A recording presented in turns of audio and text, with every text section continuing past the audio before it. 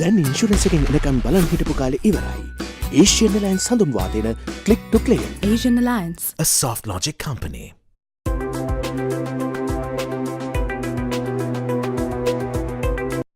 Hello and welcome to Lanka Cricket's preview of the final of the Cricket World Cup 2015, brought to you by Asian Alliance Insurance, your fastest in motor claims through Click to Claim. Try the app out tomorrow itself or even today if you can. We are looking at the final between Australia and New Zealand, the two host nations coming together at the Melbourne Cricket Ground on Sunday the 29th of March. A massive match. Jehan and Avishka, who are joining us in the studio today, both agree that the best two teams have made it to the final. Let's see who's going to win it. I'm going to ask you guys straight up. I'm going to give you 2 seconds to answer. Who's going to win? Australia. You asked me first. Okay. Then New Zealand. No. I want to know who you actually think is going to win. I said 2 seconds. I said New Zealand is going to win the semi-finals. Okay. That he knew. You were not here, right? Here for a few reasons, I think Australia might. Okay, so both of you are going for Australia. So looking at the home conditions, you think that will play a big advantage? Because New Zealand have not played a single match up to now in Australia. Yeah, they've all played in New Zealand in smaller grounds. It may not affect the top order batsmen. Certainly won't affect McCullum. Even Guptill was hitting big sixes. But some of the other batsmen, if their boundary options will be restricted, I think, at the MCG, whereas Australia is not going to make a difference to them. Also, the crowd support that they have had in New Zealand has been very significant. I mean, first time that they've come to a semi-final, won a semi-final, there was so much going for them. They probably won't have the same thing at the MCG. But apart from that, I think Australia are a better team. They have the edge in personnel. The number of players they have, individuals who can win a game for them single-handedly. For New Zealand, they need McCullum, they need Williamson, maybe Bolt, and maybe Guptill to come to the party. 4-5 names who can win a game for them single-handedly. Australia have about 7 or 8. Well, we missed the last guy who won a game almost single-handedly, Grant Elliott. Avishka. So I disagree. I think that New Zealand have more players who can actually step up when needed in Melbourne or in the final or whatever. But we also forget that Australia have already lost a match to New Zealand, Avishka. So you guys are very confident. I don't know for what reason. Well, confident means like when you compare two sides. To me, the team that has wicket-taking bowlers will get through this final. That's how I think about it. Yeah, so right. Bolt, Southee. So I for Not some so reason, sure although I know Southee took 7 for something against England, but I still don't consider him as a attacking bowler where he can come and take a wicket at any time. Bolt with the new ball, yes. If he takes couple of wickets with the new ball, yes, he can be effective. But I still don't think with the older ball that he'll be effective as he'll be with the new ball. But all we have seen is new ball bowling is in New Zealand, not at MCG. MCG you won't see too many balls moving around. Definitely it will go through, it will have bounce, but there won't You be won't any get that much lateral movement. at MCG. Whereas Johnson and Starr, both of them, they are 150. Thereabout, they will move the ball, they will seam the ball in any surface, they can reverse swing the ball. I saw them reverse swinging in the Indian innings in the 30th over. That means the ball was only about 15 overs over. So with the new ball, they can take wickets. In the middle, they can take wickets, and it's very difficult to get them away in the last 10 overs. So with these factors, taking into account, that's one of the reasons why I back Australia. Okay, so we also, Mitchell Starc and Mitchell Johnson, obviously there's very little contest for them. They're probably the better opening pair of bowlers at the MCG. But let's take James Faulkner, Jan. You've always been a big fan of James Faulkner, and he's the key to the power play bowling. He's the key to the death. He's the key to this Australian side. Yeah, he's the key. He's the link between. It brings a balance to that Australian side. It allows them to play Watson. It allows them to play an extra fast ball in Hazelwood. He gives so much flexibility to Clark. He can bowl him when the batsmen are coming hard at him.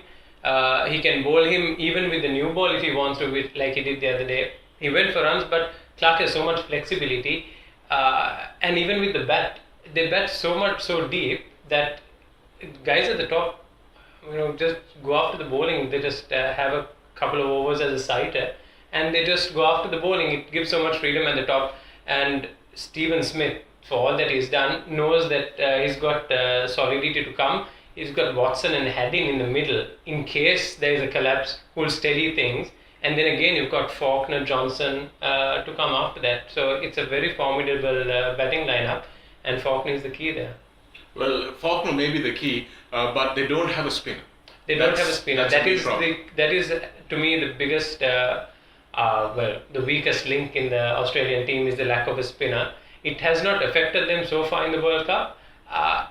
If New Zealand do have the edge, it's through Vittori. If Vittori can come in, play a big role in containing the Australian lineup, then New Zealand may have an edge. And New Zealand will have to target that fifth ball, which India did not do. They will need to target Maxwell and Watson, which means they need to play it smart at the top, which again means that McCullum needs to play it smart. He's been going hard at the new ball bowlers. Whether he will do that continue to do that against Johnson and Stark. He did that when they were chasing 159 or 151 it was. If they're chasing something bigger, I think McCullum will need to pace his innings a bit better. Avishka, you're a guy who played in the same style as Brendon McCullum does. Would you change your approach for the bowlers? No, I don't think so. So I don't think he's going to do that either. No, he won't. I mean, he shouldn't. He shouldn't. That's his strength. I mean, you can see. I mean, through a technical point of this thing, where when he's defending, he looks very vulnerable. When he's attacking, he's good. So he knows where his strength is, and I don't think he'll change. I don't think he should. Guptill and McCullum. On the other side, you have Warner and Finch, who haven't really done much as a pair. Who is your pick? Who would you, if you had to pick a side and that opening one of those opening combinations, who would you pick? I'd go with McCullum. And Guptill. McCullum and Guptill, yeah. And you? Current form, yes. Current form. So okay, so the openers we agree there's a little bit of a advantage for the New Zealanders. Daniel Vettori, how much of an impact do you think he'll have, Avishka? Well, he'll have a big impact because one reason is Australia doesn't have a left hand in the middle. They have a left hand up in the order, and I think they have a left hand down in the order. Johnson. But there's nothing in the middle. There's no left handers in the middle. So Vettori will play a big part. Having said that, I know MCG is not going to do much for the spinners. It's just that Vettori is a master of flight and waving, and then he has a good arm ball that is coming in, which will probably be the key for Kiwis, and Vettori will play a big part, especially because Aussie doesn't have a left hand in the middle. Although Maxwell does bat left hand when he plays those switch hits. But something that struck me as interesting, Michael Clarke had said, beware of the MCG crowd, beware of the MCG factor. He had sent a message to Brendon McCullum. Now for me, Jehan, when an Australian captain says something like beware of the crowd, he's running scared. Yeah, there's no need for him to say that. And I don't think he's going to scare the New Zealanders away. He might do that with some other teams, but certainly not the New Zealanders with Brendon McCullum. They know what Australia is all about, and they are sportsmen, so they are not going to get put off by the crowd.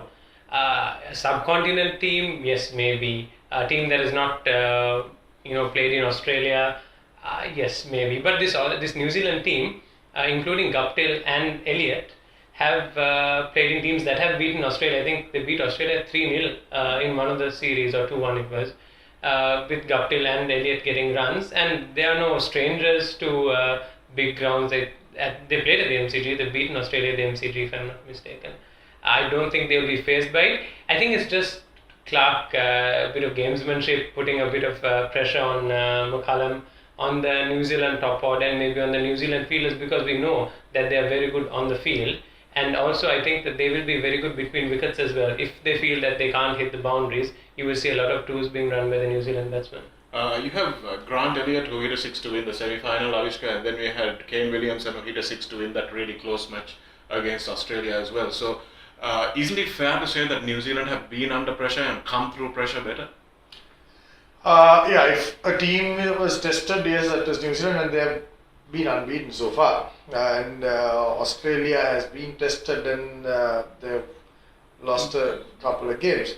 But I still think, looking at even the experience, if you compare the two teams, you still back Australia to be a little more experienced, have a little bit more experience than the New Zealand team. But having said that, the good thing about New Zealand team, the positive side of it is, there have been so many machiners in that side. There's not only McCullum, there's been Williamson, there's Elliott, there's Anderson, there's Guptill. That's bold. So basically almost everyone has contributed towards New Zealand being in the finals and being unbeaten. That's a very, very positive side to the New Zealand side. Okay, so if I asked you as players, would you rather play for McCullum or would you rather play for Clark? I'd rather play for McCullum. So we agreed that on the captaincy front also, New Zealand has a slight edge. I'm just going to checklist off and prove that you guys are wrong to back Australia in the first. Here's the thing. I think under Clark, the players in the team are out there to prove something in spite of Clark, not because of him. It's very clear with Watson, and I think Watson has a lot to prove every time he's given the ball, every time he's given the bat, and he knows that. And I think even with Haddin and right throughout that batting order, or even with the ball, everyone has something to prove. And I think that's Clark's way of getting the best out of them, is putting them in situations where he's telling them, you really have got to step up to the plate. This one's on you. And that's his style of captaincy. McCullum is more get the guys together, get a feel-good factor going, which is why I would like to play for him. But it's obviously working for Clark, and the Australian mentality is a very ruthless mentality, each man for himself as an individual when you look at your game. And collectively, when they're in the middle of batting, it's very apparent that they just want to go at the opposition. Avishka, what sort of a role do you think fielding will play? Because we've got three big guys in the Australian team. We've got Hazelwood or Cummins, whoever plays.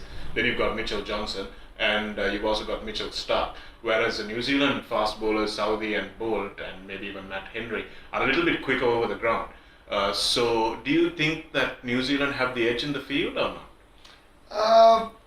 You can't say that. I don't think you can compare the three fast bowlers fielding to the others. I mean, I would say both teams are equally good, and MCG being a big ground, there will be lots of twos and threes in that game. Which is exactly why I said, because those guys getting around on the boundary, you might find it a little harder. You might find New Zealand running more threes, because I think they're probably a fitter team. Well, I see both teams are equally as fit as any, each other. So I mean, if we all know, I mean, although we are from subcontinent, subcontinent players are not as fit as the other teams. It's a fact. It's a fact. I mean, we saw so many Sri Lankan boys, down with injuries. Of course, broken fingers. You can't call it being unfit. I mean, even Chandni for that matter. Being 26, 27 years old and getting a 50 and staring hamstring muscle. So I think both teams are equally fit and they're equally quick between wickets. So hopefully it will be a high scoring game, and there will be lots of twos and threes for sure. Two ways that I think you can be vindicated. One is if New Zealand win the toss and bat first and ask Australia to chase. And also if they can attack, if they keep wickets in hand until Australia's fifth bowler comes in. If that happens and they somehow get Steve Smith, three. Steve Smith win the toss and keep wickets in hand till the fifth bowler, then New Zealand may be in with a chance. But But I'm still backing Australia. It's a World Cup final, the two best teams. There are odds to one, odds to the other. My odds are with Australia. New Zealand are going to win this one easy. That's what I think. But we'll find out when we come back with our look back at the World Cup final. Don't forget, we have still got predictions and prizes for you to give away. Don't forget to predict our max scorer of the game and also our fastest performer of the World Cup final. Jehan and Avishka say Australia, I say New Zealand. We'll see who's wearing the New Zealand cap in the studio next time around on lankacricket.lk. Don't forget to tune in for our look back. Jehan, Avishka, thanks a lot.